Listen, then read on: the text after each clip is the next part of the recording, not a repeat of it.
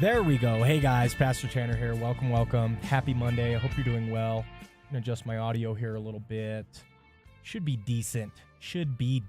But yes, hope you are doing well. And we are doing well here. Trying our best to get through some household sickness, but it's going all right. And I'm very excited because we're jumping into one of the most iconic verses in the entire Bible. That's John 3:16. For God so loved the world that he gave his only son, that whoever believes in him should not perish, but have everlasting life or eternal life. So I think this is going to be a really fun one to preach. 16 through 21 is what I'm going to take. And yeah, we're just going to go ahead and jump into it, dig into it. But I hope you're doing well. It's good to see you. Happy Monday. Got a little bit of tea here. That won't last all stream, but I have some ice water as well. Got to keep your fluids up. Very important. But yeah, let me know if nothing's working in terms of lighting or sound or whatever, and we can figure that stuff out. But let's read the whole passage here and go from there. For God so loved the world that he gave his only son, that whoever believes in him should not perish but have eternal life. For God did not send his son into the world to condemn the world, but in order that the world might be saved through him. Whoever believes in him is not condemned, but whoever does not believe is condemned already, because he has not believed in the name of the only Son of God.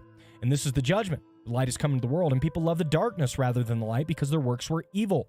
For everyone who does wicked things hates the light and does not come to the light, lest his work should be exposed. But whoever does what is true comes to the light, so that it may be clearly seen that his works have been carried out in God. Very interesting passage. Does that take us through the end of the chapter? No.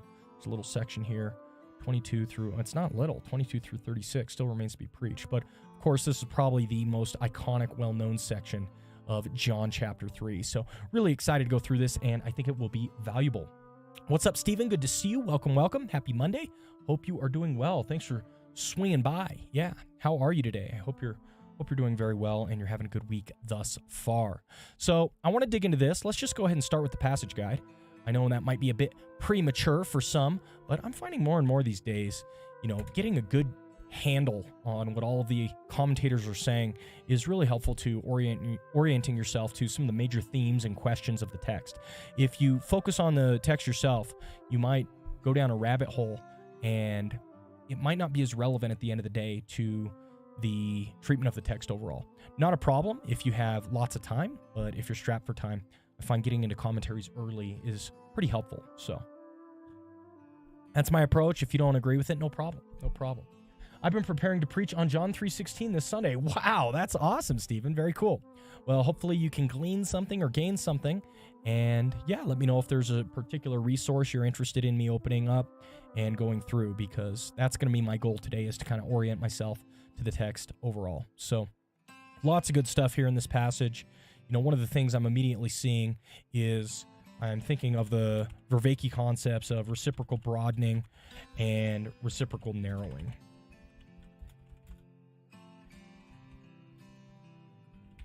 And I think it's related to darkness and light themes, right? So those are already jumping out at me. May not treat them, may not go into them, but I think they're very important themes to understand. The concept behind reciprocal narrowing it's the spiral concept.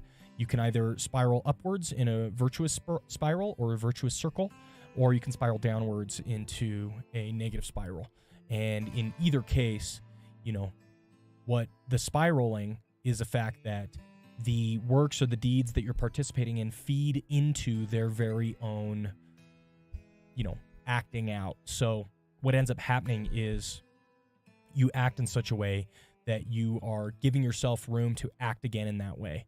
And if it's virtuous, you're acting in such a way as you're opening up opportunities for yourself to continue acting in a virtuous manner. But if it's a narrowing cycle, this is the cycle of addiction that people often fall into, where they act in such a way as to enable future actions that lead to addiction. So this is the first thing I think of, and verse 19 is what makes me think of it. This is the judgment. Light has come to the world. People love the darkness rather than the light, because their works were evil.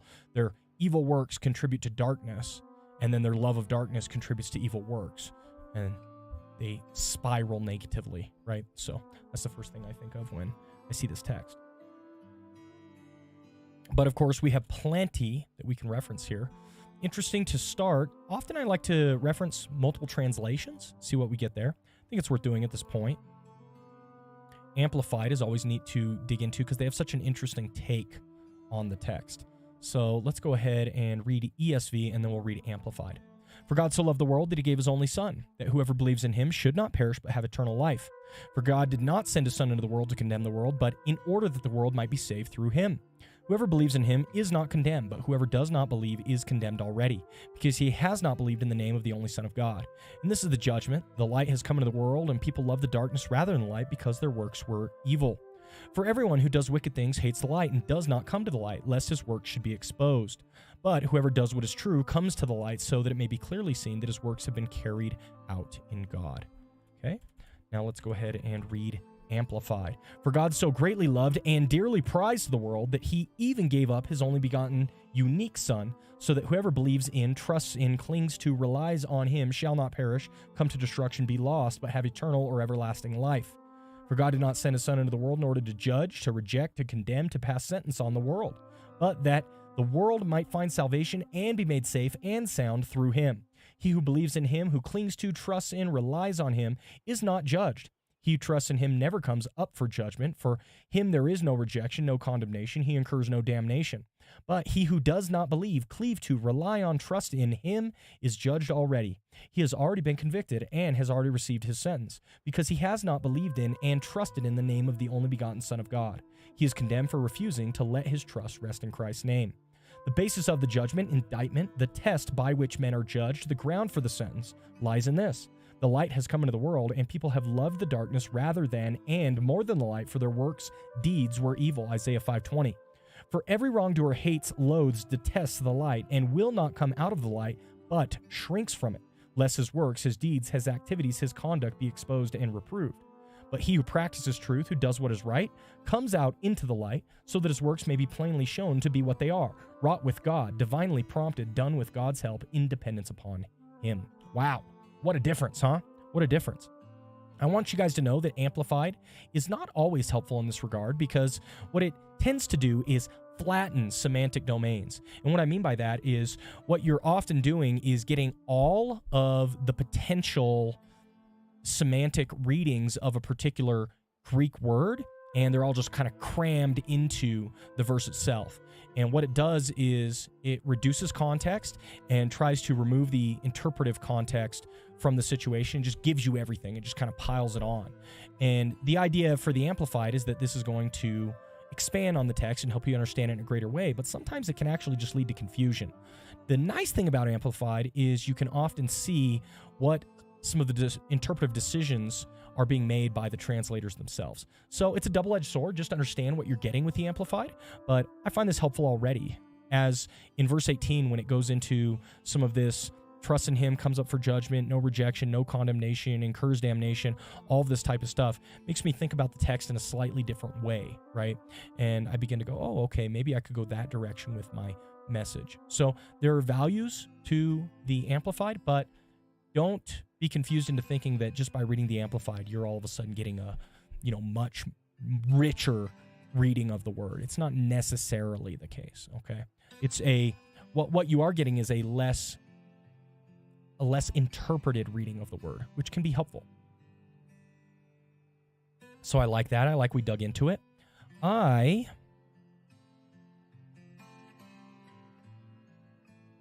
want to look into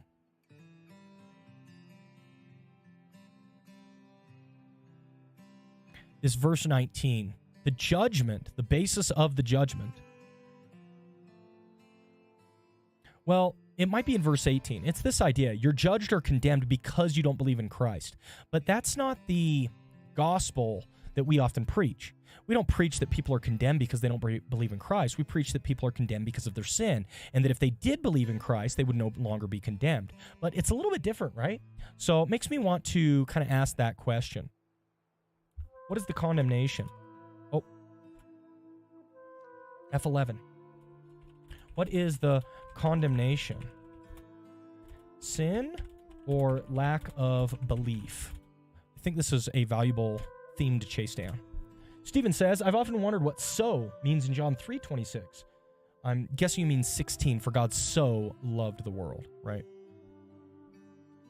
I sense it does not refer to the intensity of God's love, but rather the quality. The Greek means thus, which references what has gone before in verse 15. Yeah, that's very interesting. So let's go ahead and look at it in the Greek. That whoever believes in him may have eternal life. That's what you're saying it is referencing. For God so loved the world.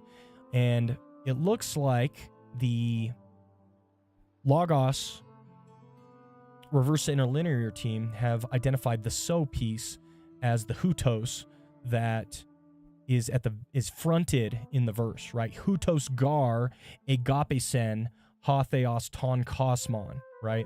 So hutos here, they essentially say can be translated in this way or thus. Gar is post-positive, and that's what is translated up front here in the English as for. So in this way, for agapesen, that's love coming from agape. Ha theos, the God loved. Ton kosmon, the world, or the universe, or whatever, right? So it's really this construction up here, hutos gar, that is trying to indicate for us, Stephen, what the potential understanding could be. And at least at first glance, they're saying the so here should be translated in this way. It is in this way or in this manner that God chose to love. As you pointed out, not referring to the intensity, but also perhaps not referring to the quality either, but maybe referring to the means. This is the means through which God loved the world. Might be a viable translation at first blush, right? So we should dig deeper. That's a really good question, Stephen. I'm actually going to put it down.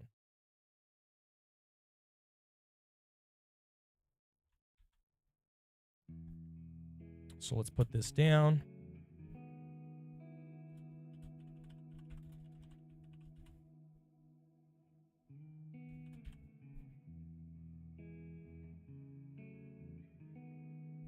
What is up, Cal Magic? It's good to see you. Welcome, welcome. Cal Magic says there's an interesting course on Logos about the various translations and choosing a translation is based upon what you want to do. General reading, NIV. Missionary work, NLT.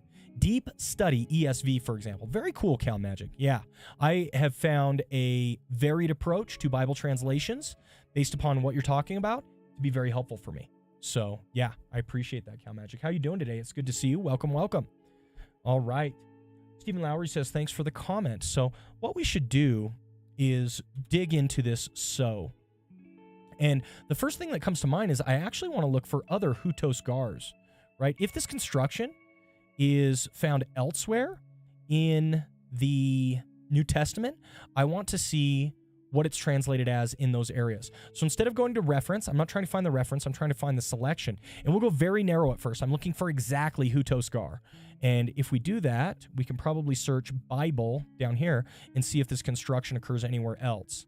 Okay, so if we go to passages, we have a lot of hutos gars. Maybe not a lot, maybe 10, okay?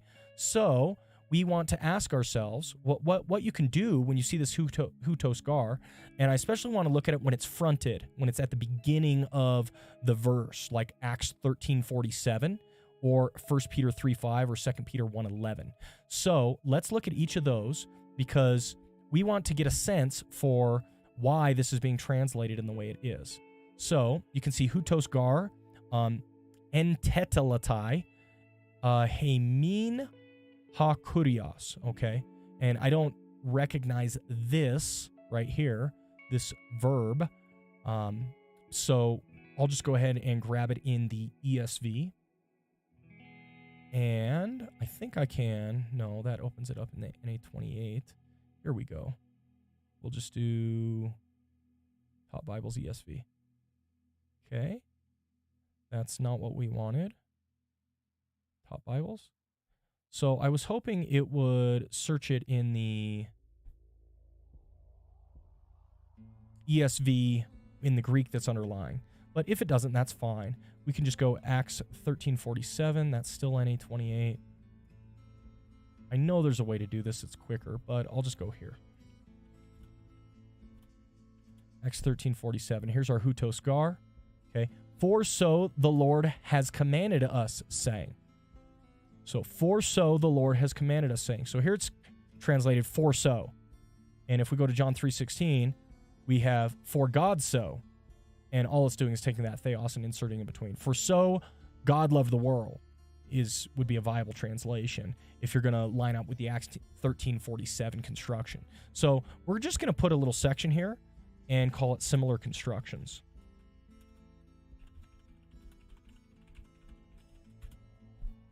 Ping, what is up? Good to see you. What does Luke 17:37 mean? And they said to him, where, Lord? And he said to them, where the corpse is, there the vultures will gather, given the context. I think Jesus is being very clear. Vultures like to eat dead bodies. That's what's going on. So I'm glad you asked, Ping. I think it's really... Give me a second. I'll dig into it in a second, Ping. Good to see you. Happy Monday. How are you doing? Welcome, welcome. Let's go to this one. So we have similar construction. For so the Lord has commanded us, saying. Let's also try 1 Peter 3:5. Interesting that Peter would have this construction twice, because there's not much in terms of Peter relative to some of the other Bible authors. For this is how the holy women who hoped in God used to adorn themselves. So, yeah, I'm getting the sense, Stephen, of means, right? For so the Lord has commanded us, saying. For in this way God has commanded us. For this is the means the holy women used who hoped in God to adorn themselves. This is how they did it. So 1 Peter 3:5. Cal Magic, I have had some strange thought bubbles, and being math geek, decided to determine how many permutations of beliefs there are when considering all the multi-view beliefs. Answer, 2.86 times 10 to the 18th combinations. Holy smokes. I'm guessing there's a joke in there somewhere too, Cal Magic, but I'm too dense to find it. That's awesome. I appreciate you, Cal Magic. 2 Peter 1:11. Let's hit that one up.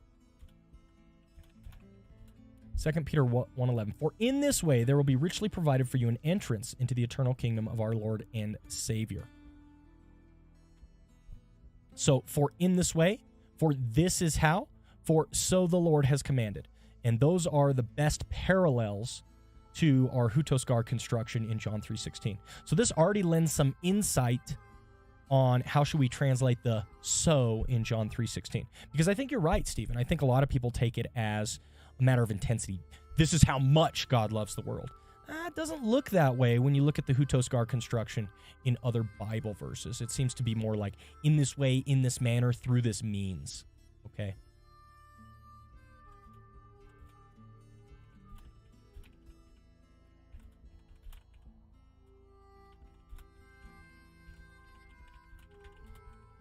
Something like that.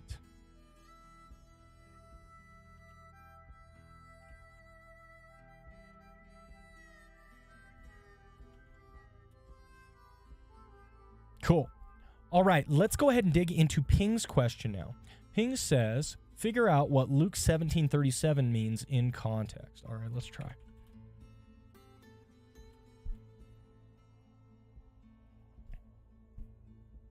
So this looks like it's in the context of the Olivet Discourse.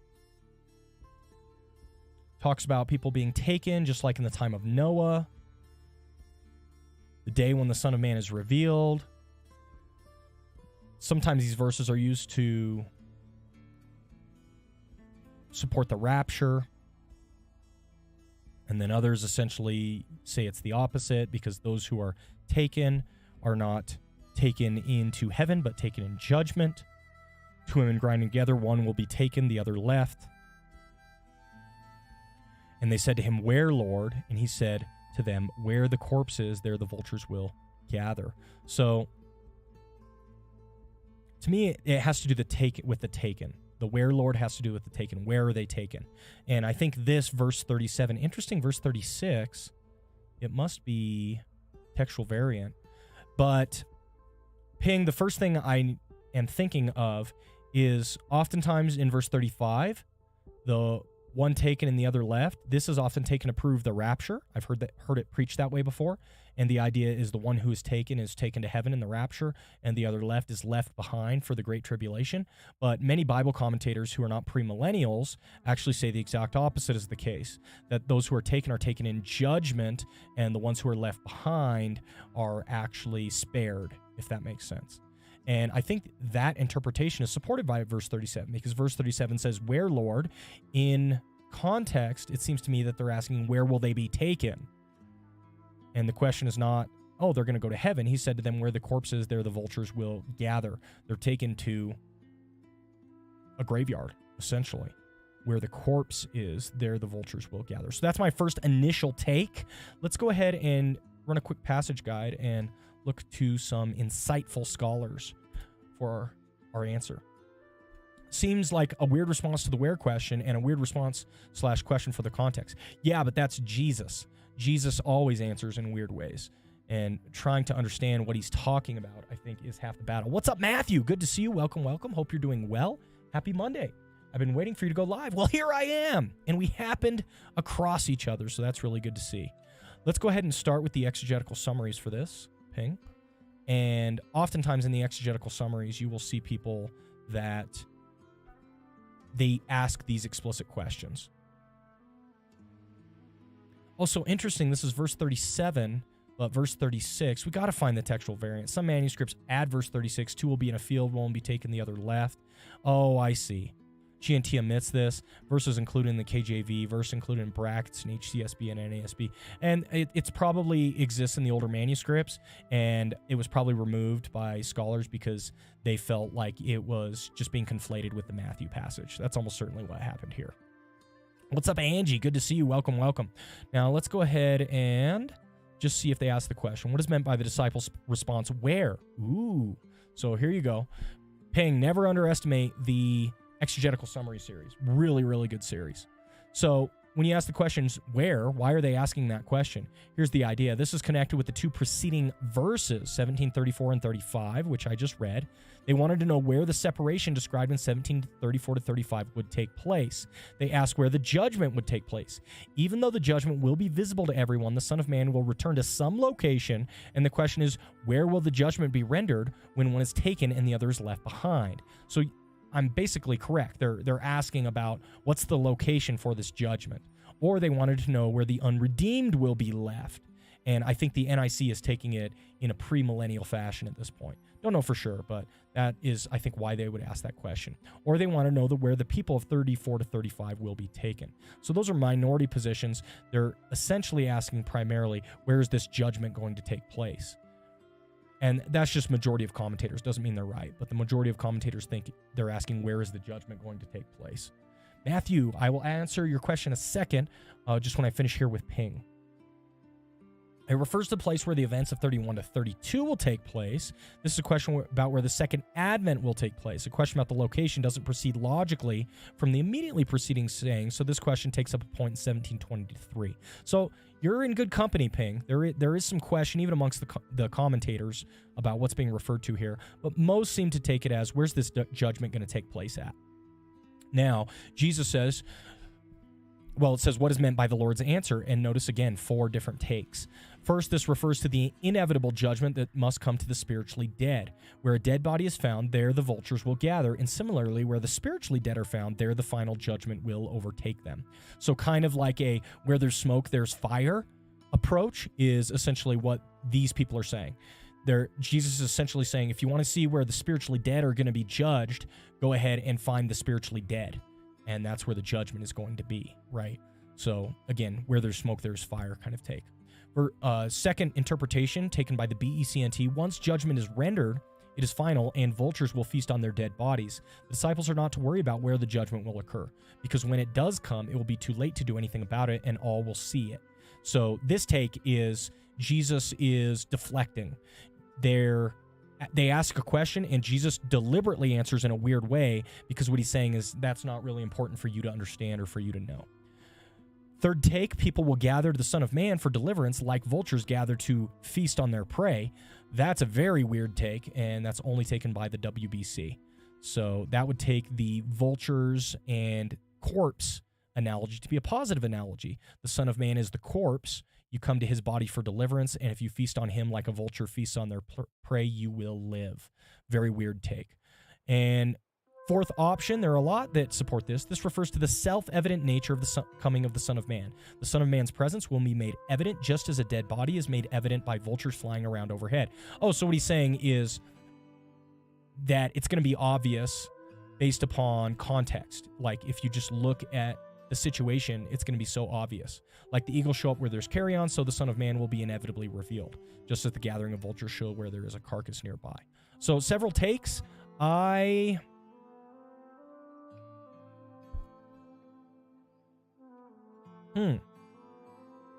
kind of like this self-evident take, number 4. But yeah, it's a weird answer, and most commentators think it's weird too, and that's where there's a variety of opinions. Jesus is weird. That's what I learned. I don't know what you guys learned, but I learned Jesus is weird. All right, Matthew.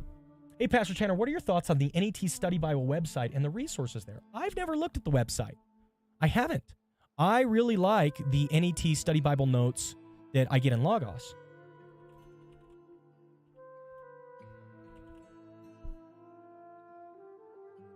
NET First Edition notes. I really like these because they're basically translation notes, and they let you know why the NET chose to translate the way they did. So I really, really like those.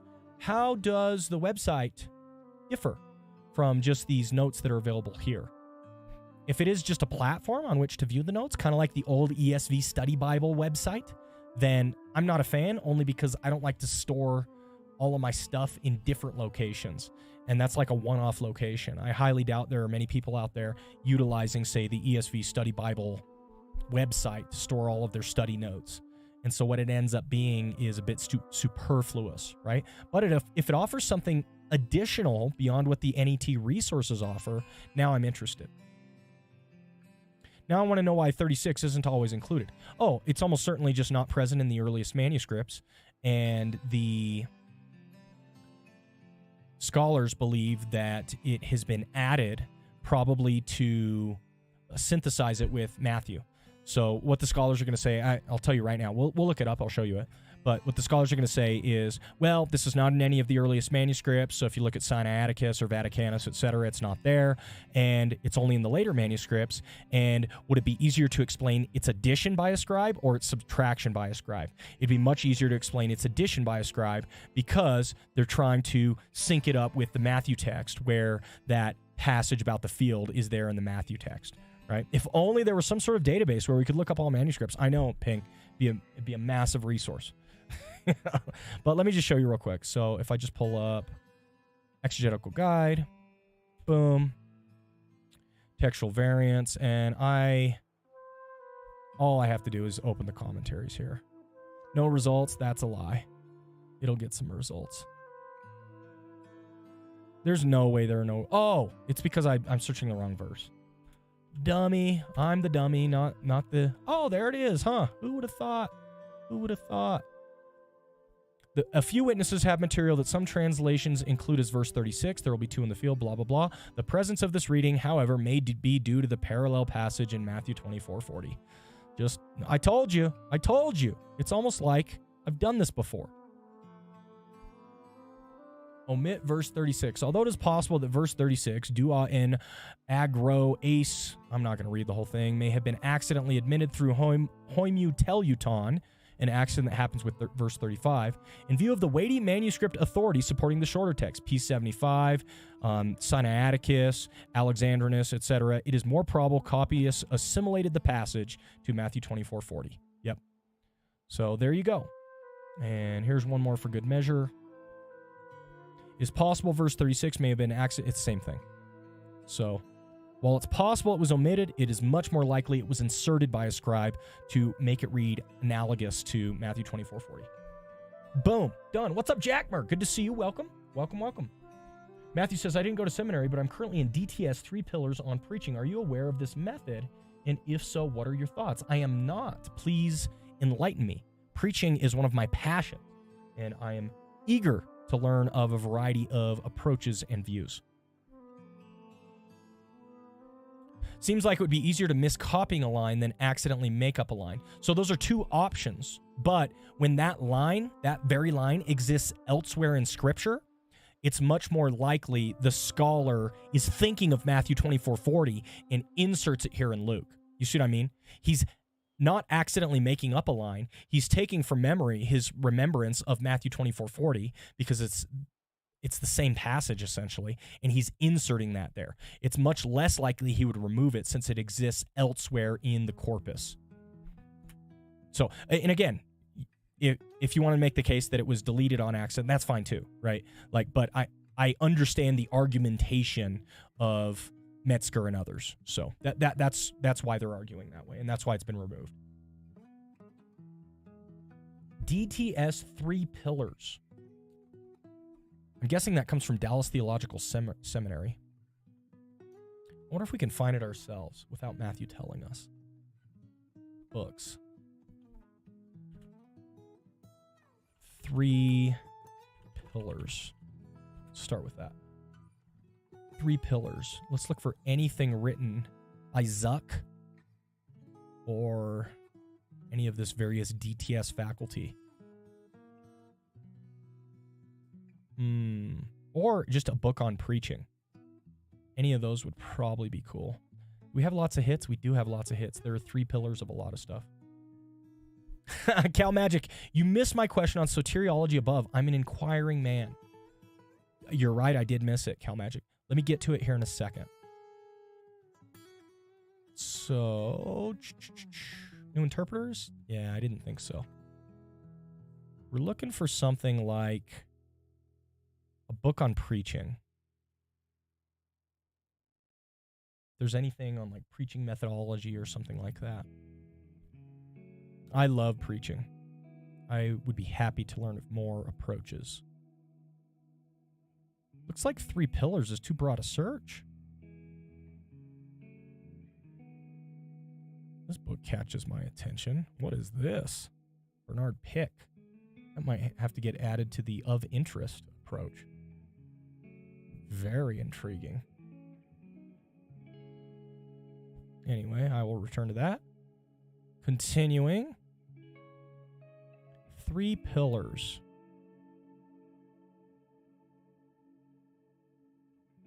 Leadership challenge. I'm not seeing anything on preaching. Teaching ministry of the church. No. Although that's intriguing. Observation, theology, and application. All right, now Matthew's helping us narrow in. Observation, theology, and application. So I was taught using a different method, Matthew, and I can go through my method briefly here in a second. We weren't making much progress there. So let's do this. And I don't know if I can do nested nears like this, but we're going to try. If I can break the program, I will. I am bound and determined.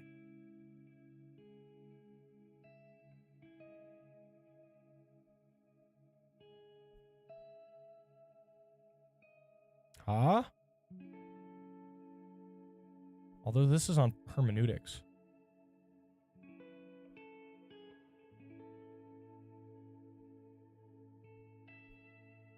Yeah, we got some hits. So the way I was taught, Matthew, here, let's go to here. So the way I was taught, Matthew, is utilizing Christ-centered preaching from Bryan Chapell, which is not a Baptist approach to preaching. It's instead a Presbyterian approach to preaching. And it focuses not on observation, theology, and application. It instead focuses on explanation, illustration, and application. So at first blush, I would say that there's no room for illustration in the approach you described, which makes sense because, for example, John MacArthur, when he's asked about illustration, he says, I let the text illustrate itself. So it makes sense to me that Baptists would not be so keen on illustration. Not only that, I have a lot of Baptists who have a more Baptist background than myself even in my congregation. And many of them like my sermons better when there's less illustration in it, which I think is funny. But if they've been raised under preaching like this, observation, theology, and application, it would make sense that they're not as hot on illustration as the Presbyterian model is. So I think that's very interesting. I want to study it more. I think illustration is really important. But I will say this. There are times where I will preach with very few illustrations, and I leave the pulpit feeling like my sermon was really dry, and it wasn't very engaging. And I will say that even verbally to Jess afterwards, and she'll say, oh no, it was very engaging, it was interesting, I liked your sermon. So I'm beginning to come around to the idea that evangelicals, maybe Baptists in particular, really do want that intellectual sense of the text. And that's why they double down on both observation and theology. When I've had guest preachers in the pulpit, they don't do much of illustrating. They focus more on this observation theology aspect that you're talking about. So I find that fascinating, and I'd be interested in learning more about it. Matthew says, I have a lot of questions for you, but I don't always have time to join the live streams. Is there a way to reach you? Best to reach out to me on Discord. I usually interact with people on Discord. But I don't even know that our Discord is live anymore. I just interact with people in DMs on Discord at this point. I'm not always on there, but it's the best way to find us. If that doesn't get it, I don't know what will. So yeah, try us on Discord, Matthew. All right. It's live, says Vector. Look, you can still find it. It's just hard these days to get an invite link. Good to see you, Vector. Welcome, welcome. A non-Baptist approach to preaching, is that allowed? I'm not sure, but I'm prone to break rules, Ping, and that's what I do. Let's go to Cal Magic. All right. Cal Magic says this. There is a thread on social media site, Synergistic Soteriology. I'm embarking on a deep dive, and I'm wondering if you've come across it. I have not come across the idea of synergistic soteriology. Now, I'd be intrigued to dig into it, although I will tell you I'm not as interested in synergistic, soteriology in general. Oh, I'm on the wrong channel. I just thought of that. Exclamation mark Discord won't work on YouTube. It'll work over here, though. So if you follow that invite link, Matthew, you should be able to get to our live Discord. Just DM me from there. So, Cal Magic. I dove into soteriology when I was diving into Calvinism versus Arminianism. It has been years, probably a decade. Maybe not that much, maybe that much. It's probably been about a decade since I really took a deep dive into soteriology. And I really cared about it at the time. I was very passionate about it. It was something I wanted to focus a lot of time, effort, and energy on. And it was something that was more of a watershed moment for me in my life to understand a more God-centered soteriology. And so that's why I became a Calvinist and, basically adhere to that approach to this day. But these days, I care about soteriology less and less. I'm much more interested in questions of epistemology, metaphysics, and hermeneutics than I am of soteriology. So I haven't done a deep dive in soteriology in a long time, and I've never heard of synergistic soteriology as a movement. Now, I have an idea of what synergism would be when it comes to soteriology, and honestly, I think synergism, when it comes to soteriology, it sounds to me like a pejorative term that a Calvinist would use to describe Arminianism. That's what it sounds like to me. The synergistic systems would essentially say it's a cooperation between man and God for man to be saved. And I've never heard of an Arminian defend his particular stance to salvation in that way, but I've heard plenty of Calvinists say that Arminians have a synergistic soteriological system. The idea being that God and man cooperate in order for man to be saved. So, Calvinists would essentially say man doesn't do anything, he doesn't contribute anything to his salvation, God saves alone, and nothing in our hand I bring, simply to the cross I cling, that type of approach.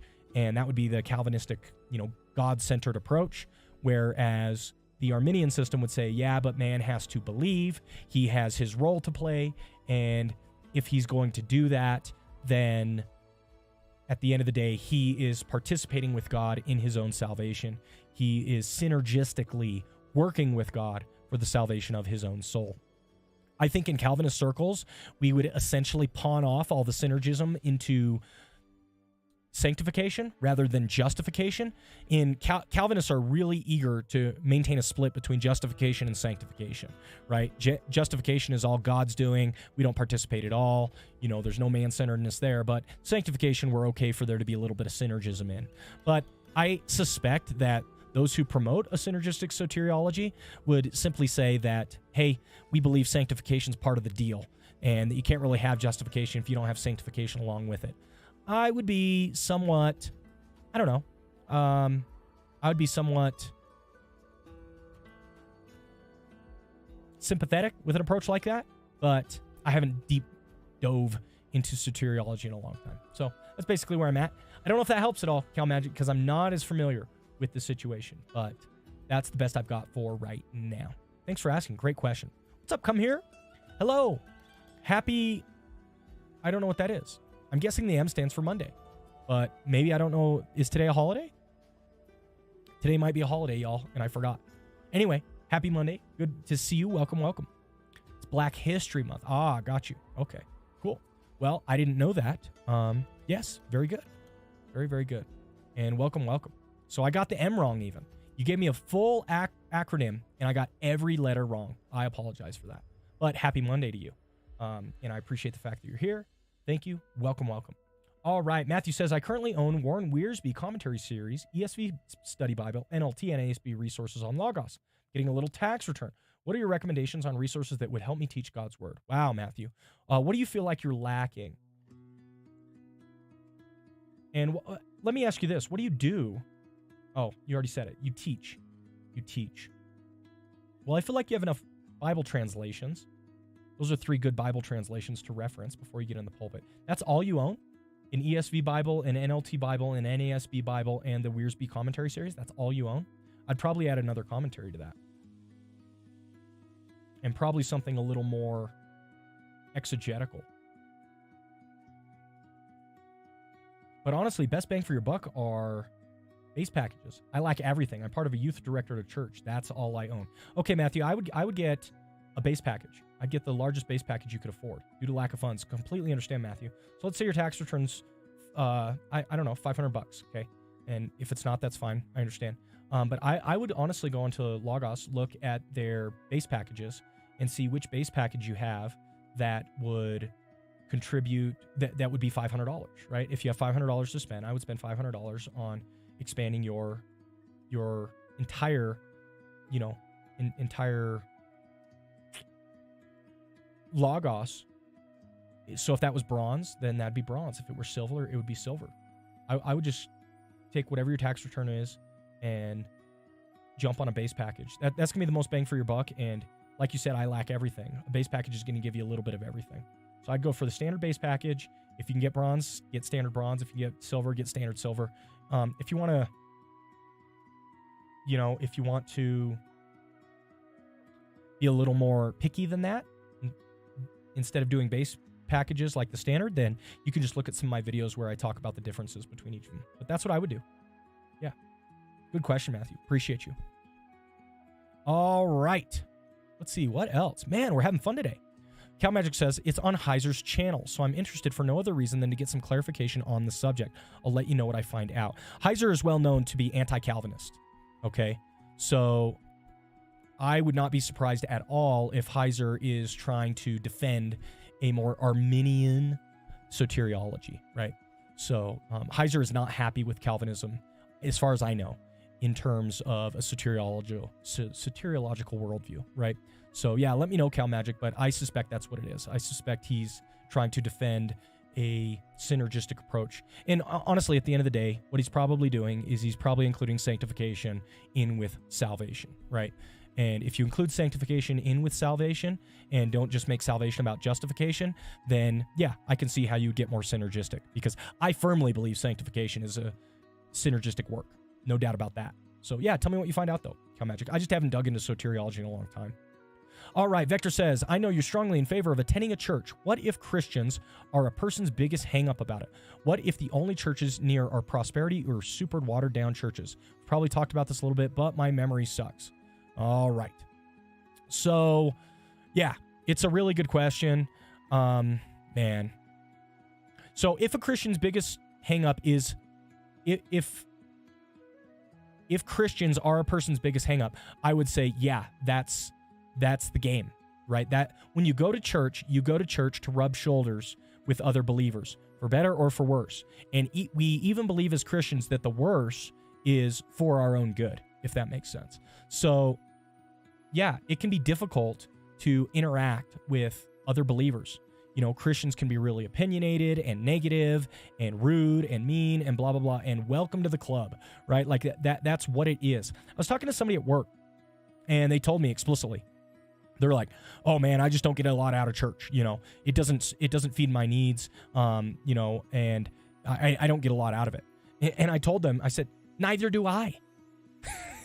What? They looked at me like I had two heads. I said, neither do I. I don't go to church in order to get something out of it. That's not my purpose, and that's not the intention for me going, right? Now, I do happen to get something out of it because the exercising of my gift of preaching and teaching is very meaningful to me. So, but in terms of like, I enjoy it a lot and it feeds my soul. No, church is hard work and I leave tired. It doesn't feed my soul. Okay. But that's not why I go. And so I think there is a little bit of a disconnect when somebody is saying like, I don't want to go to church because there's people there and I don't like people. Yeah, I know. That's all I would say. Yeah, I know. And that's part of why you need to go. So, I just think in our day and age, in terms of the new covenant, it is pretty important to pursue religious and spiritual ends in community. I think we're just supposed to do that. And even if we don't understand it, or even if we don't like it, or even if it is distasteful to us, kind of doesn't matter, right? So that's what I would say first off. What if Christians are a person's biggest hang up? I would say this. You get it. Somebody that goes, oh, Christians, they're my biggest hang up regarding church. I think you get it because, yeah, they're a hang up. There's no doubt about that. Okay. You're certainly not head in the clouds, blissfully unaware of the situation. Yeah. People are rough, and that's what you're going to get when you get into a community with people. But it's a feature, not a bug. Okay. It's just not a feature for your flesh. That's the situation. I'm speaking from experience here. I'm not attacking. So that's number one. Now, what if the only churches nearby are prosperity or super watered down? Yeah, I understand that too. And it's hard if there's not a good church, because then like you're like, okay, so let's say you picked a watered down church. Let's just say you're ruling out a prosperity church out of hand, and you picked out a watered down church. So you go to this watered down church and you're like, I don't like the people. It's not very life-giving to me. I'm not having a good time. But then you're also like, I'm also not getting anything out of it, like intellectually or, study-wise. I'm not like learning anything. The pastor seems to teach me things that are self-evident, and I'm just not gaining a lot. I'm not gleaning a lot. I could understand you going, and why am I here? I don't like the community, and I'm not having a good time with the teaching. What am I doing here, right? And at that point, I would just really focus on the fact that, hey, the fact of the matter is that church is hard, it's difficult, and doing religion and spirituality and community is not fun necessarily, but I suspect it is what we're supposed to do, because it seems to me to be very consistent with the New Testament and the focus of the new covenant that Jesus brings, right? So that's what I would say. It's a really good question, Vector. I know it's not probably a happy answer that you want to hear, but I do think the people aspect and the difficulty of it and the trouble of, trying to do community with other sinful human beings, I think that's all a feature, not a bug. I think that's part and parcel of the approach, right? All right. Tell him hold on until October. Oh, I think they're talking about pushing the Logos stuff. Yeah, Logos does releases every other year, and if they go on schedule, they should be releasing something October of this year in terms of Logos 11. I want to be clear, I don't have any insight in this. Nobody's spoken to me. I've not been given any information or anything like that. But if they go with their typical cycle, they should be releasing this year sometime in October. So release year, baby. That's right. That's right. Hello, Chrisma. Chrisma says, appreciate your insight on Logos. Thank you so much, Chrisma. Welcome to the channel. Hope you're doing well. And let me know if there's anything I can help with. If you have questions, comments, or concerns, happy to try and answer. Ping says, Heiser is anti-Calvinist. I knew those alarm bells were going off for a reason. Yeah, I'm pretty sure, Ping. I'm pretty sure Heiser is pretty down on Calvinism. Fuzz, yes, synergistic, not synergism, as to sanctification. Alrighty. Ping says, I don't have to interact with people if I go to church online. Kappa, I like it. I like it. Got Fuzz. If it's only prosperity or topical places, they aren't really churches since they do. Wow, Fuzz. That's a fairly narrow approach, but I would expect nothing less. Good to see you, Fuzz. How are you? Welcome. I hope life is going well. It's really good to see you. This camera angle really accents the baldness. I appreciate that compliment. Thank you, brother. Cal Magic, I figure when in church that I'm in a hospital filled with sick people. I spend my first 45 minutes meditating on the Holy Spirit, on centering myself on the worship of God. It works for me. Your mileage may vary, right? Yes, I think that's a good approach, Cal Magic. If you can go in there with the right mindset, the right attitude, then I think you're good to go. Ping, I don't know if you're being serious about Heiser. I am. I know I'm often tongue-in-cheek, but no, I'm being very serious about Heiser. I think he's anti-Calvinist. But I haven't studied in a while. Vector, what's the goal of it biblically then? What are we supposed to get out of it? I think there is... I think a variety of things. So, oftentimes, rubbing shoulders with other human beings helps us to see where we need to grow the most. Like, if somebody is really irritating to me, I always ask myself why. Like, why is that person irritating to me? And it usually has less to do with them and more to do with me, honestly, because I have some particular, I don't know, frustration or short views or whatever regarding people. So even just other human beings can shine a light on areas where I need to grow and learn. I truly believe, Vector, that all of religious and spiritual pursuit is about growth in the Holy Spirit, growth into Christ likeness. I think that's what we're all meant to do. I think we're all meant to grow and evolve and change and be conformed to the image of Christ. And if that's the case, then rubbing shoulders with other human beings, I think, helps us grow. I think it does.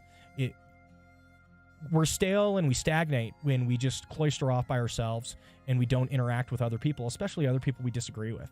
So I think it's all about growth. So what are we supposed to get out of it? I think you're supposed to grow. And you can grow by interacting with other people.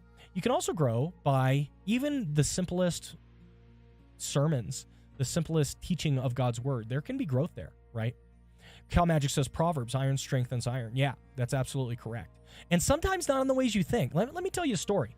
I had a member of my congregation approach me, and they said, man, I'm really struggling because I am interacting with an individual in our church, and they keep telling me really hard things, really mean things, actually. And then they just keep saying, yeah, but iron sharpens iron. Yeah, iron sharpens iron. And I don't think that iron's really sharpening iron here. I think they're just being mean, right? And I said, but is that not iron sharpening iron? And they're like, what do you mean? I said, well, if this individual keeps being mean to you, then you are learning to deal with a mean individual. That's iron sharpening iron. So they're sharpening you, just not in the way you think.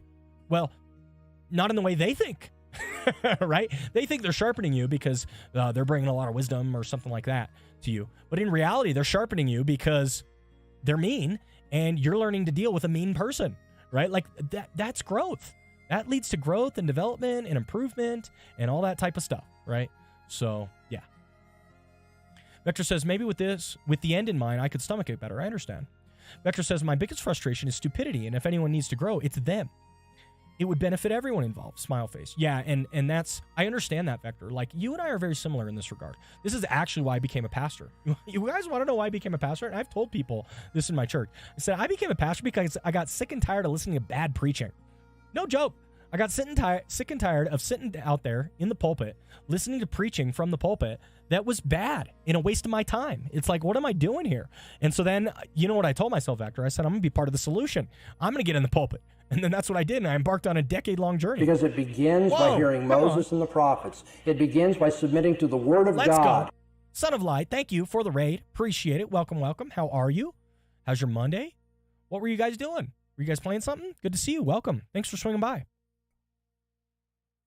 So, Vector, I completely resonate with that, and I understand that, but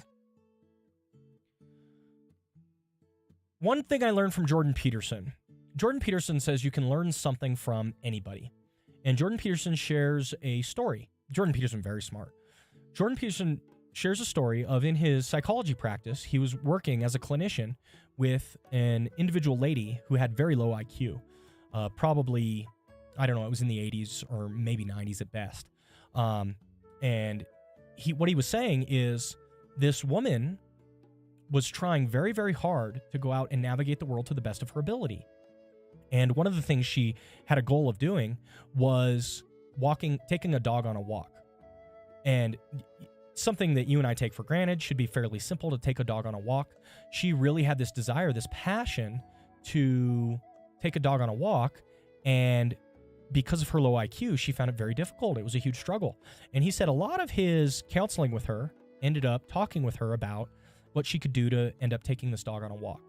And they would have a lot of conversation. I mean, you could talk for hours, right? with this individual woman about how to take a dog on a walk. Now, Vector, if you're anything like me, and I suspect you are because you're sharing things I resonate with, you would be sitting there mad, right? Like, and I don't mean mad anger. I mean like going crazy. It's like, we're seriously going to sit here and talk about taking a dog on a walk? Like, oh, I can't stomach this. This is ridiculous. You know, this is a waste of my time. But I so resonated with Peterson's approach. Like, he said he learned so much about tenacity and perseverance and growth and, you know, also just meditating upon the privilege he had as somebody with a higher IQ and all these types of things from talking with this woman repeatedly about her struggles and her desire to take a dog on a walk, right?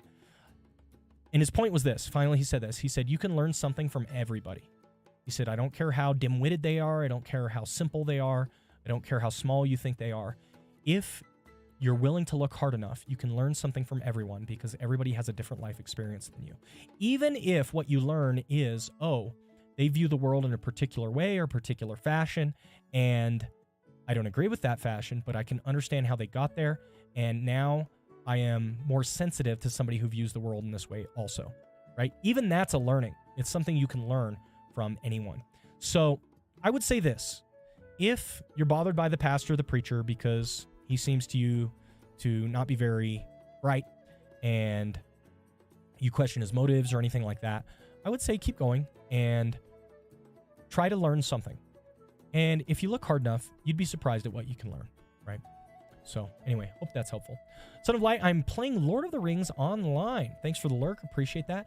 Lord of the Rings Online. Very cool. That's a little bit older game, I believe. Maybe I'm wrong. But yeah, very cool. I haven't played any MMOs really. Haven't spent a lot of time on that genre. What's up, Deep Dive? Good to see you. Welcome, welcome. Happy Monday. How are you? Good afternoon to you also. Matthew says, Pastor Tanner, can you show me how you prepare for a sermon and what resources you use? Yes, I will be getting to that momentarily, Matthew.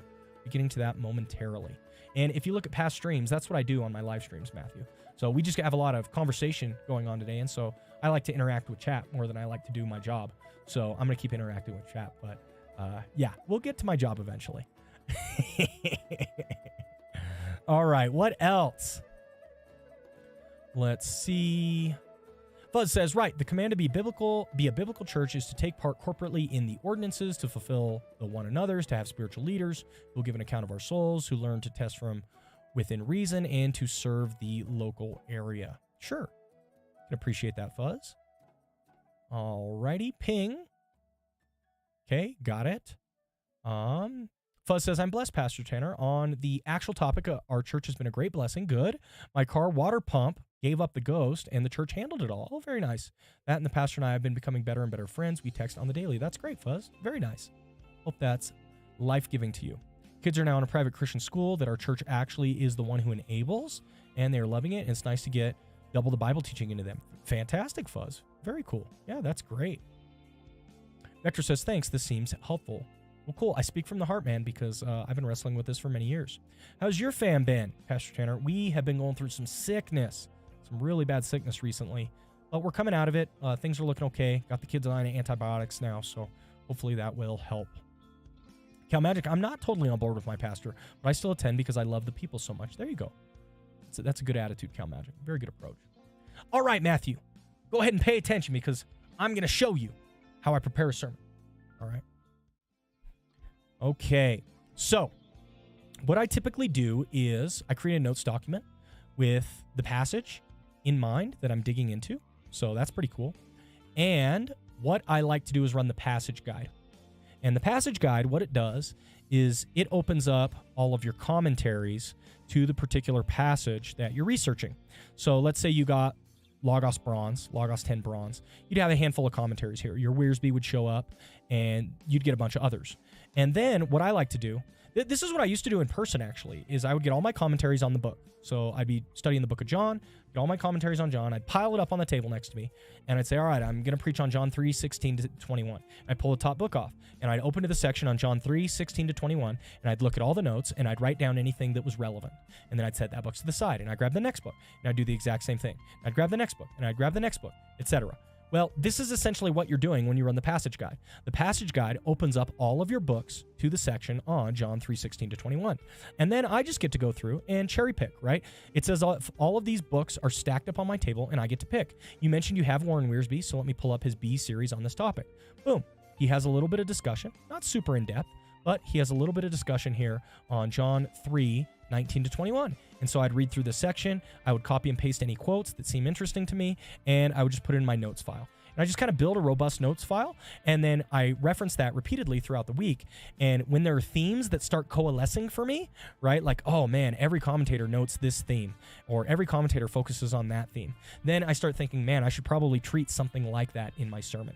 So this is a very basic way to just kind of inductively do some study and get a sense for what are all the commentators talking about, what are the points of discussion that keep being brought up in the passage. Maybe I should insert those in my teaching, right? What's up, Imperfect? Good to see you. Welcome.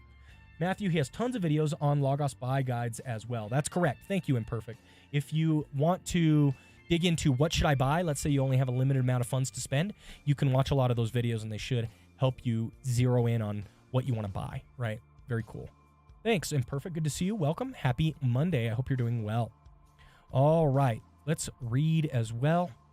Vector, Pastor Tanner, if you only had enough faith, your kids wouldn't get sick. Not wrong, Vector. I just don't have very much faith, right? So I'm working on it. I'm working on my faith, bro. But, you know, it's a struggle, man. It's a struggle. I got to get more faith. Bro, sickness has been going around, some kind of flu or respiratory virus. No joke. Fuzz, both my kids ended up with bacterial pneumonia. Yes, bacterial pneumonia. Hit them hard. Yep, it is what it is. So talk about respiratory stuff. My daughter got RSV first. She got RSV, which then probably made her prone to the bacterial pneumonia. So anyway, double whammy. It's been rough. It has been rough. Fuzz says, I had it for 2.5 weeks, and it made my intercostal muscle strain, so now I feel better, but my ribs hurt. Yeah, I feel you. My back has been hurting. So who knows? Whatever. We get sick. In the fallen world, we get sick. What up, Sunshine? Good to see you. Welcome, welcome. I appreciate you, Sunshine. Yes. Matthew says, whole family was sick this weekend. Okay, well, I'm glad it's not just us. Not that I want everyone to be sick, but look, sometimes you wonder, like, did I do something wrong? Like, how did we all get sick like this? It is what it is. Ooh, that sounds rough, Fuzz. That's a lot of weight to lose. Luckily for me, I don't think anything could kill my my hunger drive. Okay, I'm a big fan of food. I could be this close to death, and I think I would still like want to stuff a donut in my mouth. So, what's up, Uplift Heart? Good to see you. Welcome, welcome. What do you have here? Hope Logos upgrades the Sermon Builder. I own Logos, but I don't use the Sermon Builder yet. I still prefer Word. I bought a ton of sermon outlines that I wish they would integrate into Logos. I know exactly what you mean, Uplift. There are so many sermon outlines and like sermon starters and notes and all that type of stuff, and I just don't use them the way I wish I could. Sermon outlines, sermon starters, sermon everything. You know, you would think I wouldn't even have to write my own sermons. I have so many outlines and starters, but they're just not integrated well. So I'd have to open like each one individually, or I'd have to create like a custom search group for them. So I know exactly what you mean, Uplift. I don't use the Sermon Builder either. I just use notes documents, but I will tell you this. If they upgraded the Sermon Builder, I don't know that I would use it that much because now I'm so stuck in my ways, right? It would take a Herculean effort to get myself to the point where I'm like, okay, I'm going to take a different approach now. But maybe I could get there. Maybe I could get there. We'll see what 11 holds. All right, what else? Turns out the diet, just cough drops help you lose weight. Oh, yeah, probably not very healthy, though. I'll have to try it. Sunshine says there are a lot of people that do believe that God always heals and that you shouldn't get sick either. Yes, that is a belief, comes from some of our more charismatic friends. Not all of our charismatic friends believe this, but it is a common strain in some charismatic circles. I actually have one of the other churches in town is fairly charismatic, and I've had several people come to me kind of questioning, hey, is it true that I have sickness or illness because I don't have enough faith? And I've had to tell them, no, I don't think that's biblical. Paul had his thorn in the flesh. He prayed for it to be removed 3 times. God didn't remove it. Look, I don't think God always wants to heal your sickness or your illness or your disease, and that it's just a matter of your faith. So, but it is a common belief in some charismatic circles. Not all, but some. Come Here says, are you a Seventh-day Adventist? No, I'm not a Seventh-day Adventist. I'm a Baptist.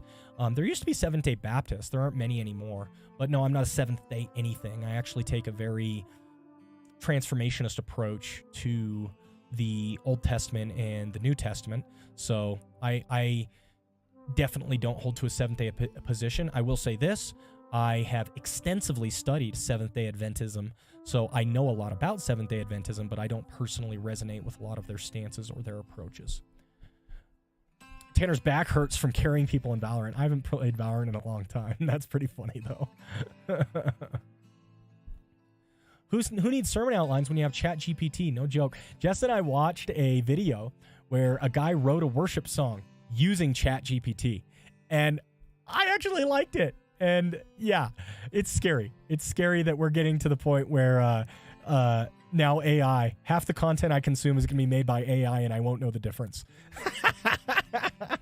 Oh no. Oh no.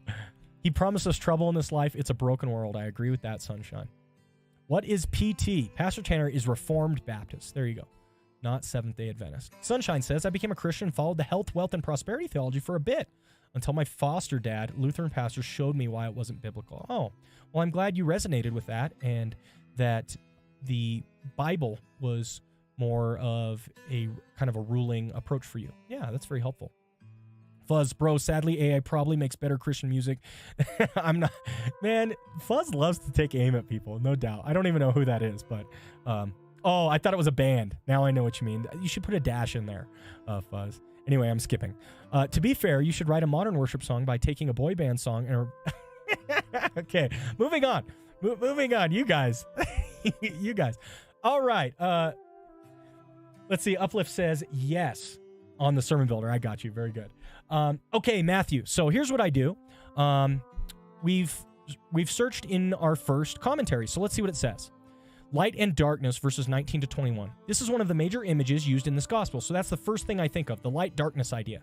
And when I looked at the passage, I thought of darkness and light. You see, sometimes I like to take my own notes first. And sure enough, Wearsby is pointing out the darkness and light theme as well. So that's twice, right? I thought of darkness and light, and then Wearsby thought of darkness and light. That tells me, Matthew, that I should probably teach on darkness and light at some point in my sermon. Okay. And so then what I typically do is I take a note. So I've got Wearsby right here, and I'm just going to take a note on his darkness and light theme. Okay. Boom.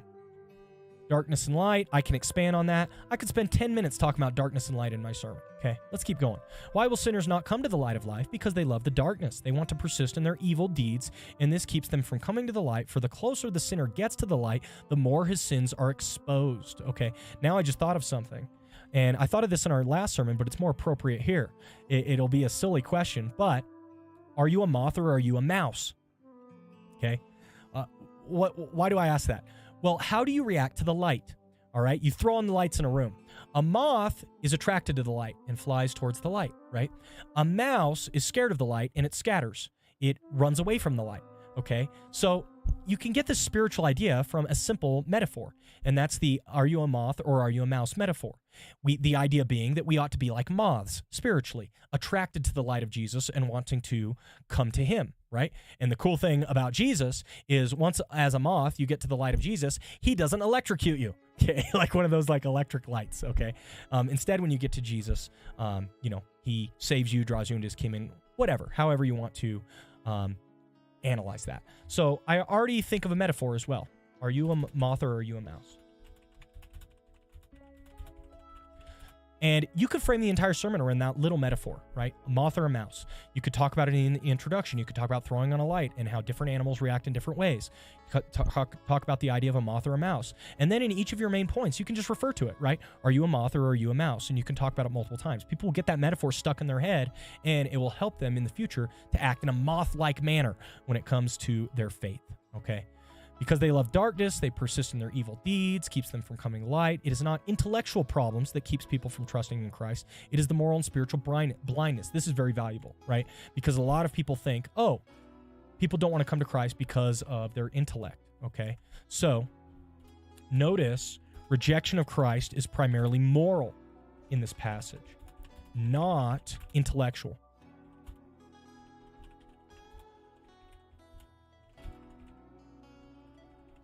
I mean, that'll preach right there. That'll preach. And So I already got 20 minutes worth of sermon. I could talk about darkness and light for 10 minutes. I could talk about rejection of Christ being moral and not intellectual for 10 minutes. Boom. Right? Half done. Our sermon's half done. It's not, but I'm getting the broad themes first, if that makes sense, Matthew. Just kind of getting the ideas that are coming out from the text itself, and then I'm going to orient around it on what I want to teach about, right? So that's the idea. All righty. Let's continue. Oh, man, you guys are getting after it. I'm going to skip Vector's comments because they're trolls. I'm going to skip Fuzz comments because he's a troll. Let's see. I'm going to skip Pings. No, I'm just kidding, guys. I'm having too much fun today. I'm sorry. I'm sorry. All right. Sunshine says, took a lot to get it out of my head. I'm glad I went through it. Now I can help lead others out of it. That's a good attitude, Sunshine. That's exactly it. And that's often why God brings us through trials and difficulties in our lives, so that we can help others. Very, very good. Ping says, I thought it was funny the writers and actors strike happened, and a point was the AI writing shows.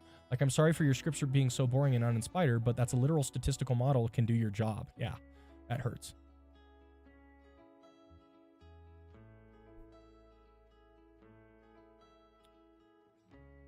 Ping, gotta go for like an hour. I probably won't be back when you return, Ping, but I appreciate you. Thanks for hanging out.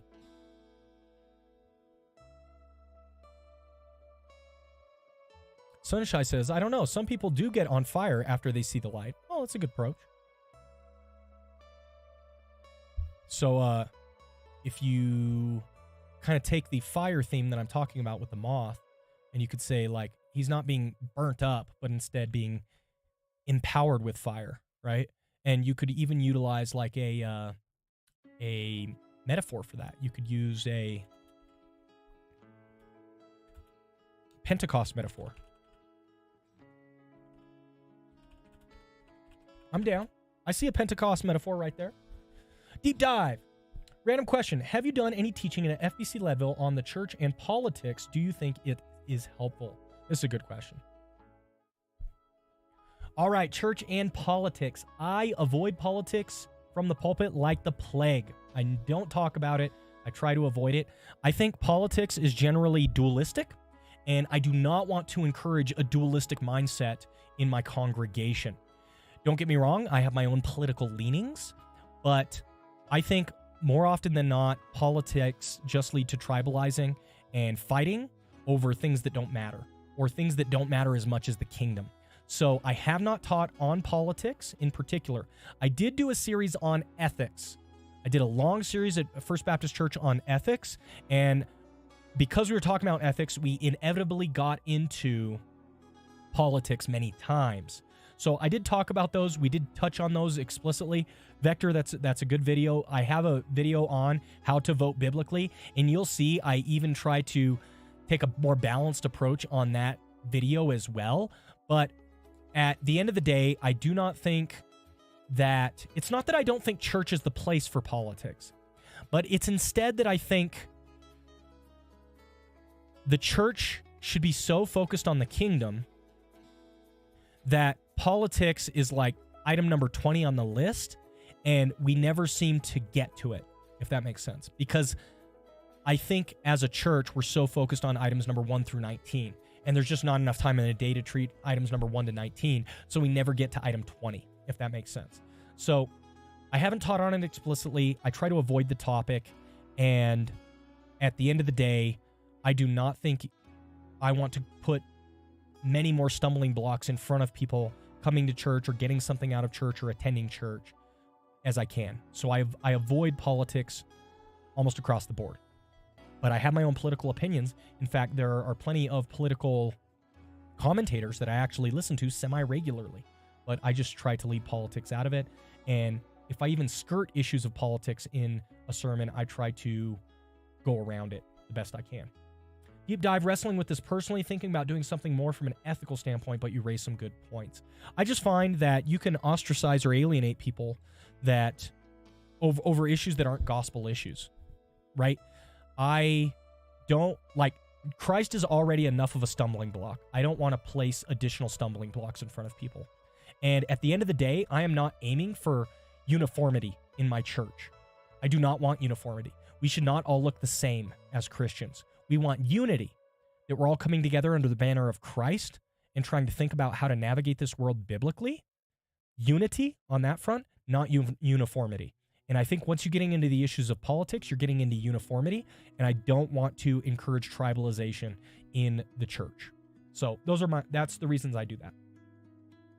Imperfect, thank you. Yes, I do have a video on voting, for sure. Appreciate that. Really good question, Deep Dive.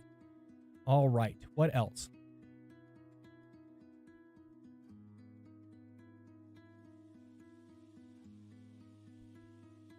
Sunshine says, skipped mine. I'm too troll too, I guess. He loves puns if you have any. No. I didn't mean to skip you, Sunshine. Let's see. I read your comment. You said it took a lot to get out of your head, but you're glad that you could lead others out of it. Was there one before? Maybe you wrote that before I read it. Yeah, I think I read everything you've written, Sunshine. I wrote that before you read my comment. There you go. I'm a fail. I'm so far behind. That's something to learn here, Sunshine. I'm so far behind chat that you can even feel like I skipped you. And I apologize. Electrified spiritually. I like that. I'm going to put it in my notes. Boom. Okay. Matthew, skipping you. I appreciate you, Matthew USA.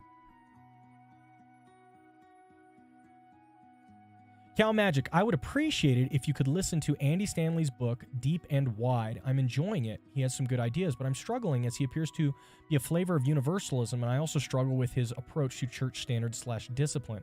Would love to have a discussion with you after you listen to it if you have the time. That sounds really, really interesting, Cal Magic. Let me add it to my list. I'm guessing it's not in Logos, but it might be.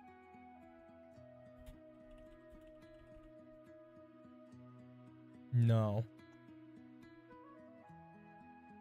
I'd be interested in checking it out. I absolutely would, Cal Magic.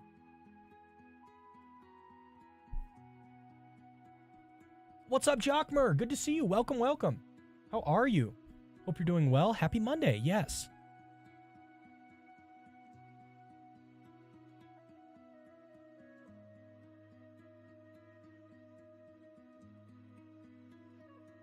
Man. Skipping. So far behind, not wrong.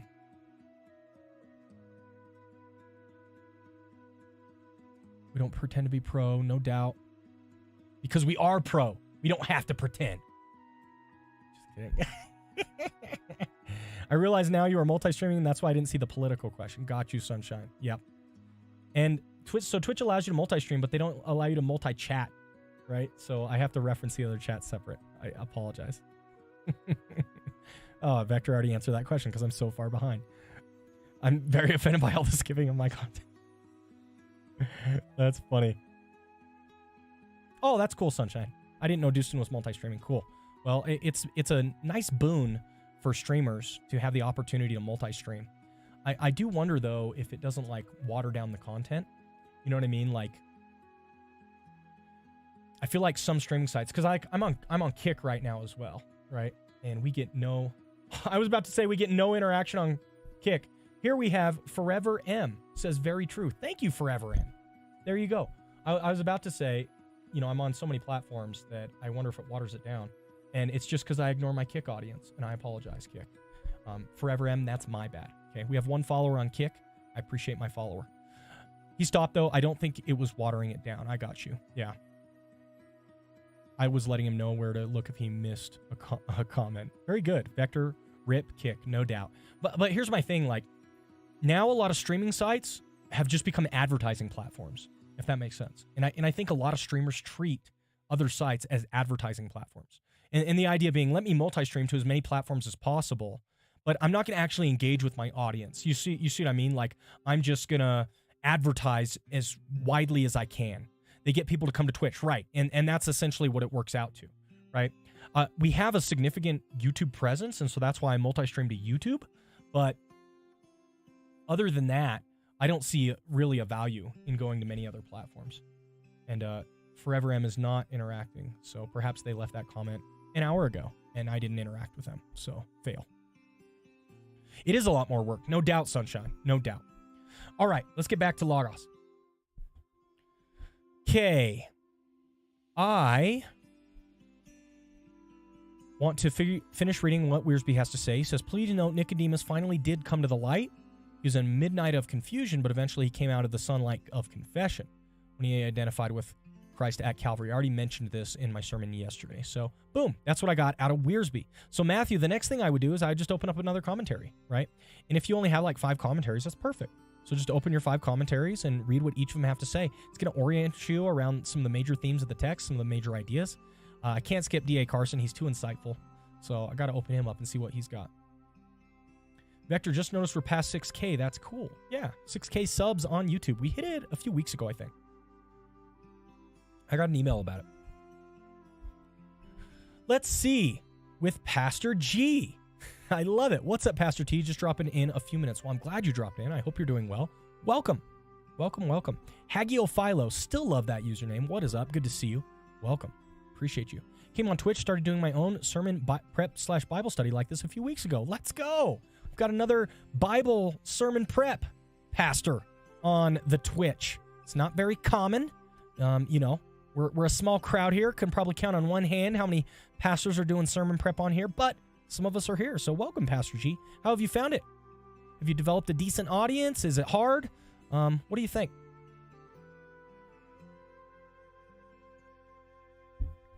The Twitch. Stop never again. No, I got to say the Twitch. I'm old enough, Vector, that I can say the Twitch.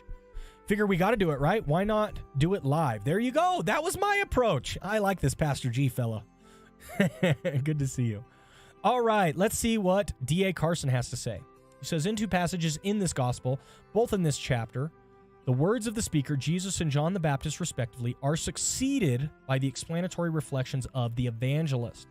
Because the ancient text did not use quotation marks or orthographical equivalents, the exact point of transition is disputed. In the first incident, Nicholson thinks that the dialogue ends at verse 10, with all of verse 11 to 21 being the comment of the evangelist. This is unlikely. The title Son of Man is so characteristically reserved for Jesus' lips, blah, blah, blah, blah, blah. I referenced this last week. I think it's Willits. Willett said the transition happens at like verse 13. But when I said that, I was looking out in the audience and I saw some quizzical stares. So who knows where the transition happens in John 3. 6 weeks in, I think, about 35 real followers so far. That's great. Well done, Pastor G. Well done. How often do you do it? I'm curious about that. Vector says, I implore you for your own good, you might catch these hands. I think Vector is physically threatening me with violence, guys. I think that's what's going on. What's up, Sunshine? Good afternoon or good evening. Blessings. I think Sunshine is approaching us on 2 different platforms. Appreciate you. Look at that. He doesn't want me to use the Twitch. Once a week for prep, stream Sunday services, and pop on to game a little when I can. Man, your life sounds like exactly what I started doing, 4 years ago now. That's pretty cool, Pastor G. Love to see it. How long have you been pastor of your church? All right. So, appreciate what Carson's saying, but I'm already bored. Verse 16 to 21 reads more plausibly as the evangelist meditation. I said it changed at verse 13. It doesn't matter that much. And not elsewhere used. Segovia. Man, I got to read that guy's commentary just because his last name is so cool. Right? So I just make another section here. We'll call it Carson. And I start putting some notes in here that I think are interesting. Lead a small digital-only church. Innovate Church. 4 years now. That's awesome. Not very common these days. What's up, Austin? Austin says, I have watched a lot of your Logos videos and I actually bought my base package after doing much research and watching your videos. Yes! Austin. Testimonies like that tell me that it's worth doing. You know what I mean? We put a lot of time, effort, and energy in the channel over stuff like this, and sometimes you wonder, does it ever make a difference? Austin Reed has told us it made a difference in their life. Praise God. What did you end up getting, Austin? Tell me. Share your haul with us. We're very eager to know what you got. That's awesome. 4 years now. That's pretty cool, Pastor G. Pretty cool. All righty. Let's go now to Carson. Segovia and others argue that since the advent of redaction criticism, it has become futile to attempt to distinguish between... Oh, man. He is right, but he misses the point. You gotta love Carson. Carson just publicly puts this in his commentary. If the evangelist's reportage captures the essence of Jesus' teaching, but customarily in the evangelist's words, if the evangelist is in happy agreement with Jesus' teaching, then clearly the distinction Segovia identifies cannot be made. But if the evangelist usually casts his gospel in such ways to distinguish between the reported speech and his own reflective comments, then if he fails to do so in a couple of instances, it is noteworthy. Not wrong, also not going to preach very well. Don't care. All right, Carson is great, one of my favorites. Love D.A. Carson. He's so good. Pastor G says, right, I use Logos as well. Love it, but can get lost from time to time. LOL. Yeah, I understand that. Woo, powerful program. Not easy, though. So there's a high... a degree of learning curve associated with Logos. All right, Austin says they got Reformed Platinum. Let's go, Austin. Love it. Love it. That's awesome. Imperfect says, Austin Reed, did you use the discount link? There was a discount link? I did use student discount. Austin, if you click the link down in my videos, it ties your account to mine, and it tells Logos, hey, Austin is buying Reformed Platinum because Pastor Tanner told him to. And then Logos says, that's really nice of Pastor Tanner to get us a customer. We're going to give him a kickback. Boom. Right? That's what Imperfect is doing. Imperfect is like our biggest fan. I appreciate you, Imperfect. Austin, don't worry about it, man. There's a reason I don't, like, in every video advertise, oh, please use my link. Please use my link. Please use my link. My Logos library is large enough. I would add more books to it. It'd be great. But don't worry about it, Austin. Yeah, I appreciate you, and I appreciate you found the content helpful. But, man, Imperfect is, like, our biggest supporter. I appreciate you, Imperfect. That's awesome. All right. Verse 16, the verse. If you could boil the Bible down to one verse, there'd be a lot of people who would pick John 3:16. The link does give a discount. It's true. It's a slight discount. But if he had an academic discount, I don't know if it stacks. There's always room for more books. Now Fuzz is hitting us up on both platforms.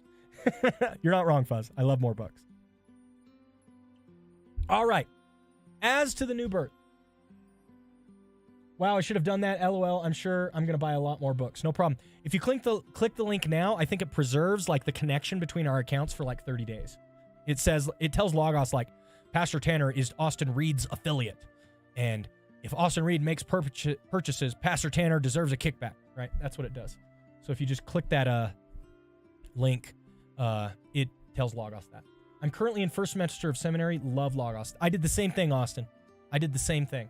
I got into seminary. I started doing research because I was like, I need to build a theological library now. I'm going to be in seminary.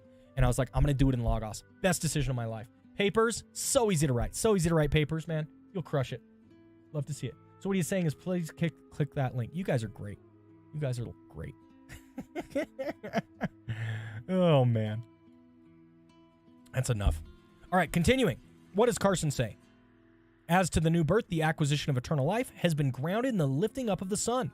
So also that lifting up, the climax of the Son's mission, is itself grounded in the love of God. The mission of the Son and its consequences is the theme of this paragraph. But John begins by insisting the Son's mission was itself the consequence of God's love. The Greek construction behind so loved that he gave his one and only Son, hutos plus hoste, plus the indicative instead of the infinitive, emphasizes the intensity of the love and insists that the envisaged consequence really did ensue. The words his one and only Son stress the greatness of the gift. The Father gave his best, his unique and beloved Son. I'm not going to lie, guys. Like, statements like this are cool until you try to preach them. And I've done this before where I'm like, oh yeah, the hutos plus the hoste plus the indicative, but not the infinitive. What? Right? And then like I lay this all out to the congregation and I preach it, and like I even hit it like with a crescendo, right? If I had a hi-hat, I would smash that hi-hat the moment I said it, and it's just like crickets. And then you're like, oh, people don't know what hutos, hoste, or indicatives are. So kind of a miss. Kind of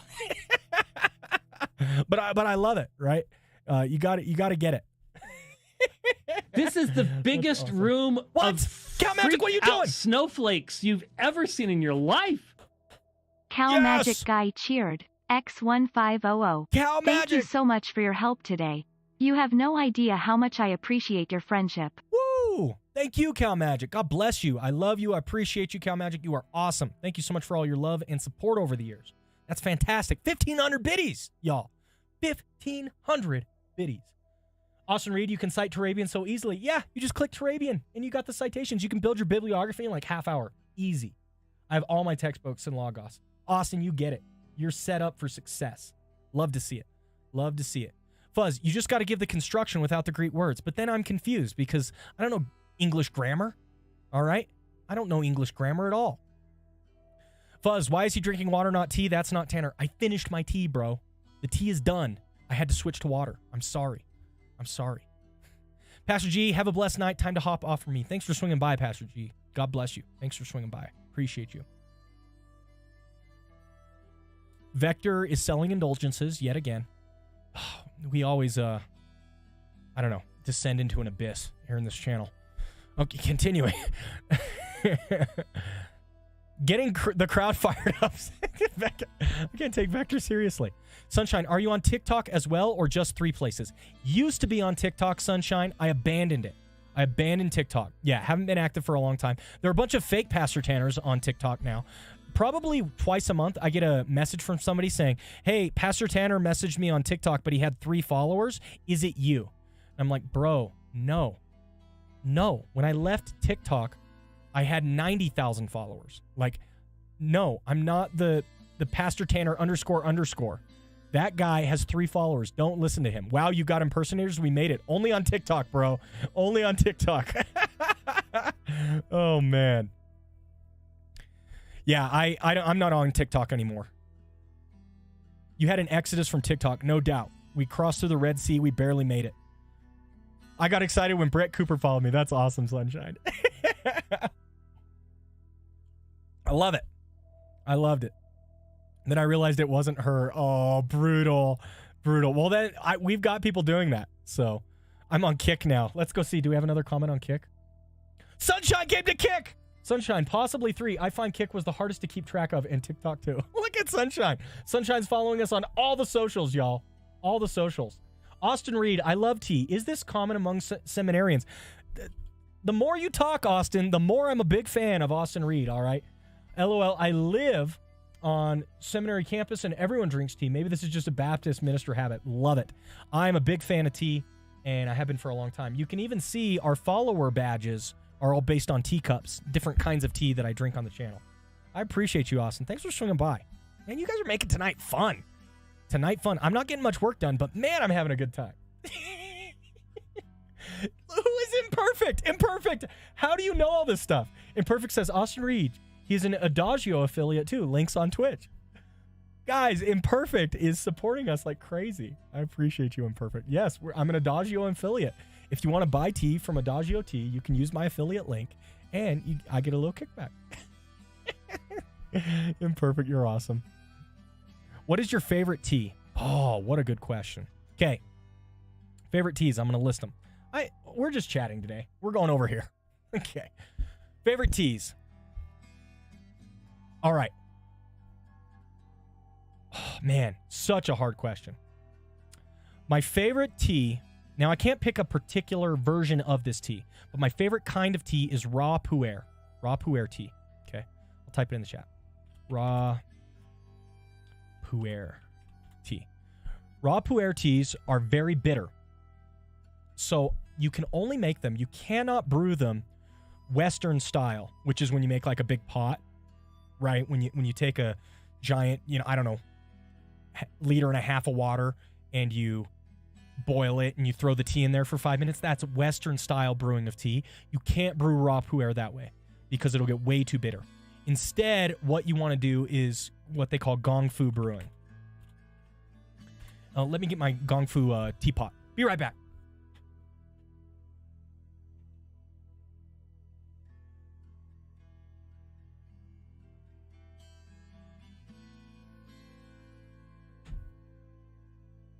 All right, I'm back.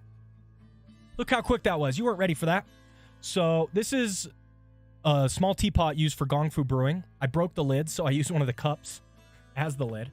But it's made of clay, I think it's called like purple Jing clay or something like that.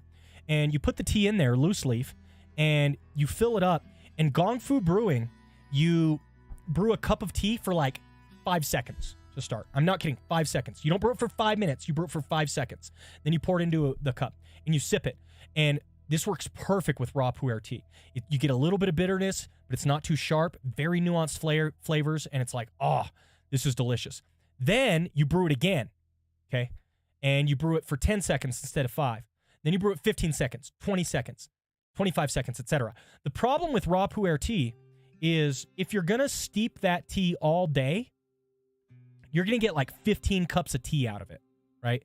And so like you have to be prepared to be drinking tea all day long if you really want to take advantage of a pu'er tea, a raw pu'er tea, okay?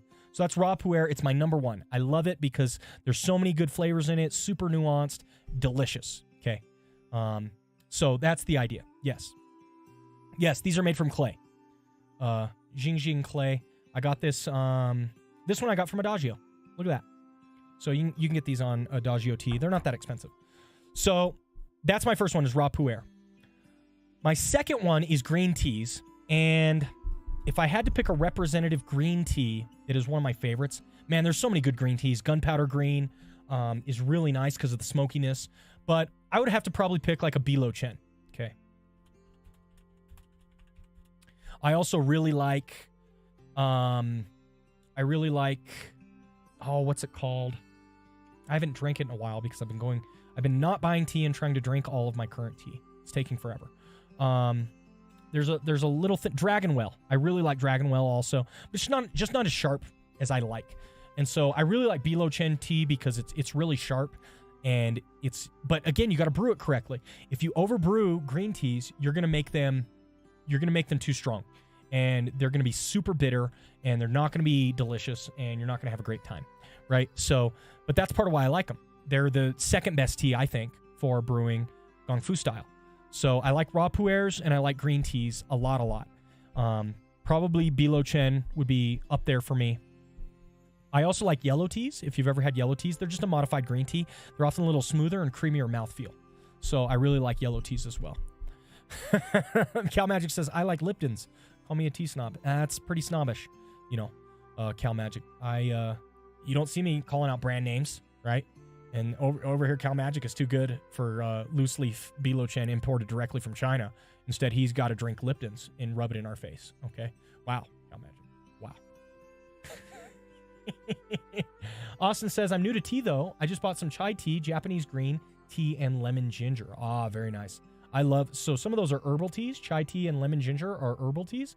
Really good. You can usually heat those up as hot as you'd like, and really nice flavors. I enjoy that a lot. Austin says, I don't see the Logos link thing. All I see is the description, John 3:16, sermon preparation. Go to one of our other videos, just our standard videos on Logos whatever, and look in the description. Imperfect's got me. I didn't even need to say anything. Thank you, Imperfect. All right. Oh, like one that tastes like coffee. Ooh, a very strong black tea is called Lapsang Souchong.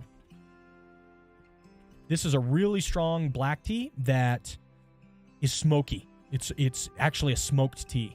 So that one is really, really good. And I'm going to skip Vector's comment. Let's skip that one as well. Yep. Okay. Oh, the tea counter. Yeah, that has not been updated. I've had probably triple that amount of tea. Do I have any others? Yes, one more that you got to try if you haven't tried it. It's a white tea. White tea. I will probably eternally have this tea on rotation. And this is actually what I was drinking earlier. And this is called... What's it called? They pick only the bud. They don't pick the leaves. They only pick the bud. And it's white tea. Man, what is it called? Silver Needle. It's called Silver Needle. If you can get some Silver Needle, man, really creamy flavors. And it's not bitter at all. You can cook that one for like ever. And it works out great. So, yeah. The link gives me an error. I'm a Canadian. They probably do not like us Canadians. That's brutal.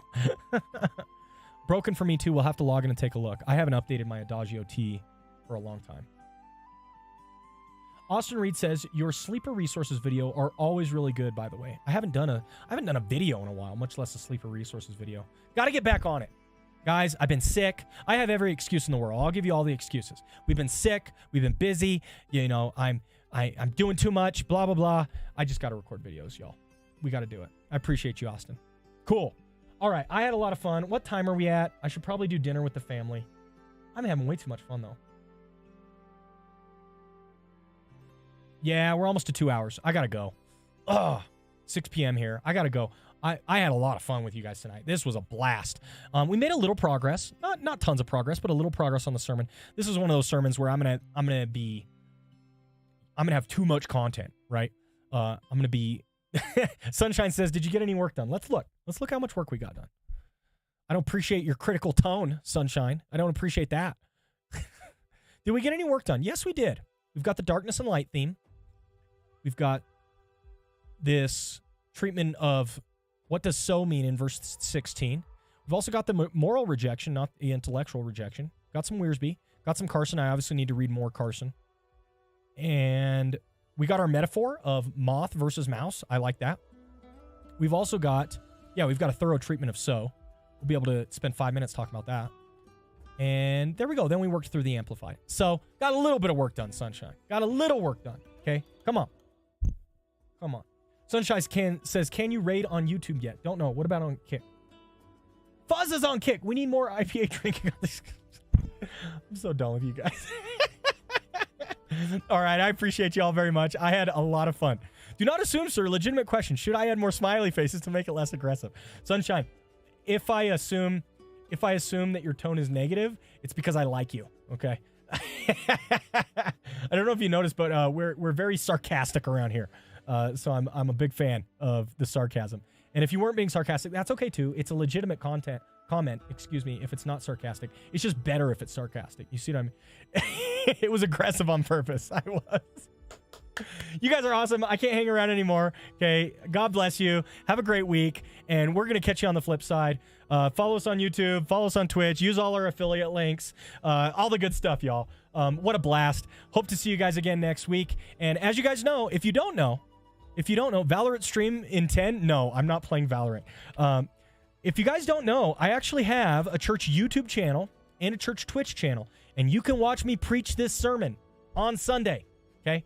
If you tune in, go in on YouTube, go into our little section, and I show our other 2 YouTube channels, and you can link over to our church's YouTube channel. You can watch me preach this sermon, all right?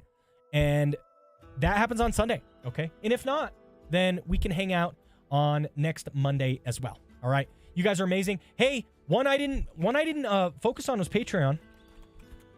If you guys are interested, since we've been talking about all these plugs and stuff, if you guys are interested, I record a vlog weekly on Patreon.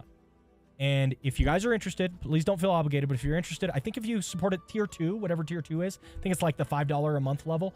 If you support it tier 2, you get access to my weekly vlogs. And I've been recording weekly vlogs for a while now. I think I'm on vlog 40 something odd or whatever. So if you really want to support us, there are so many ways to support us, and you guys do an awesome job, and I appreciate you. But Patreon, you get a little extra kickback, a little extra incentive with the vlogs. I joined that for free for now. That's awesome, Sunshine. And please, guys, in no way feel obligated to participate financially. I'm not here trying to shill or anything like that. We do want to make a long-term ministry on here online, but we're in the early stages, right?